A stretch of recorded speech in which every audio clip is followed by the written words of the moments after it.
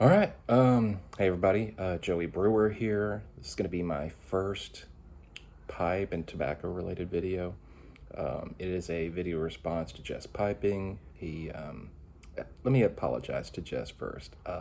I just had to subscribe again. Somehow I was unsubscribed and missed the video. So I think this is the second or third time I've had to do that. So again, I apologize. But he had a video out a few days ago, maybe a week ago. He's asking, what is maybe not your least favorite pipe, but one that you really just don't grab very often, or one you don't go to. I've actually got a couple that I'll show you guys. I've got one I'm not going to show. It was my dad's pipe. It was a corn cob. He quit smoking before I was born. He passed away 13 years ago. But I have his old corn cob. I've smoked it once and don't think I'll ever smoke it again. It's not a problem with the pipe. It's just, I don't want to smoke his pipe. I want to keep it, but I don't want to smoke it. So maybe that's weird, but that's the situation with that one. I've got two here that I am going to show.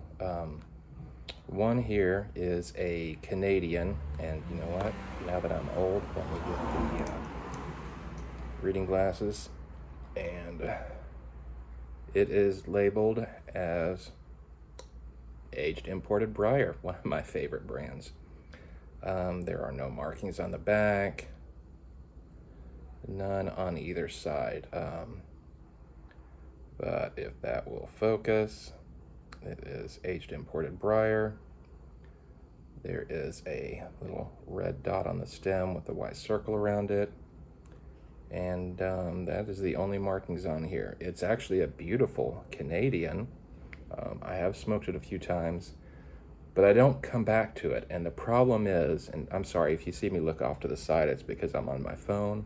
The camera is over on this side and the screen is on that side, so it's a little confusing for me. I can't actually see the lens. The problem with this pipe is that it has a terrible draw. There is a stinger in here, almost like a K-Woody, except there are no holes. Let's see if that will focus. Probably not. There is a kind of a cut here that goes into the stem, and there's a cut up here, but there's no holes. It's just a terrible draw. Regardless of how much I clean this, I just can't get very much airflow through it. The other issue is the little bit of airflow I can get is gurgling. Within about 10 minutes of starting to smoke this, it's starting to gurgle. So I'm barely getting through any of a bowl of tobacco, and it's gurgling, and it's driving me fucking crazy. Another issue is, it's not that the stem's crooked, but this metal band in the mortise is crooked, if that comes through, and it does. So this metal mortise is crooked, and I'm sure I could heat this up, but I'm a little bit afraid to because of the briar. If anyone's had to do that and had any success with heating this up to see if they can loosen the epoxy or glue in there and straighten these, let me know. I'm curious, and I may try it anyway, because at this point I'm not going to smoke this. To make it smokable, I would have to put some pipe mortar in here to hopefully get rid of the gurgling, and then to fix the airflow, I would probably have to cut off the stinger, and I really just don't like the idea of doing that. I don't want to just basically, I don't mind repairing, cleaning of an old pipe, but I don't want to destroy any part of it if I don't have to. So it may just be one that either gets sold off or just sits in the collection. But if anybody knows or has had any experience with straightening these metal mortises, let me know how that works out, and if you've been able to do it without damaging the briar. I've got a heat gun that I can use if I need to. So that's this first pipe, or second pipe actually, that I've told you about that I just never reach for. The other one is an OSA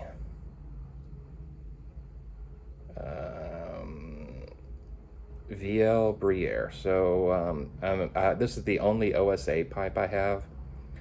I'm not real familiar with it. There's no other markings except this interesting eagle, I think, on the front, and the number 1993. I don't know if this is related to some organization, a college, a company, I don't know, or if it's just somebody carved an eagle in 1993, or I'm assuming it's 1993. But the problem with this, it smokes great. It smokes excellent, but it's petite. It is the smallest pipe I have ever had, and one of the smallest ones I've seen. As an example, I can't really fit anything other than a pinky in the bowl, and that's as deep as it is. It's that deep. It's just super small, and I don't like such a tiny bowl. The second smallest I have is, I think, a Savinelli, and it's probably 50% larger, and I smoke that one occasionally, but this is just simply too small. I cleaned it. It was an estate pipe. I cleaned it up and smoked it twice, I think, and like I said, it smokes great, but it's just too tiny, so this one sits as well. So just those are my three. My dad's corn cob that I just don't want to smoke because it was my dad's. This Canadian piece of crap, basically, because it's garbage. And then, I don't know, this one made for dwarfs or gnomes, I guess. I don't know. It's just ridiculous. I don't know why it would even be made that small. But that was the way they did it back in the day. A lot of pipes, a lot of the old vintage antique pipes are just really small. So I hope you guys enjoyed that. I will be making more pipe videos in the somewhat near future.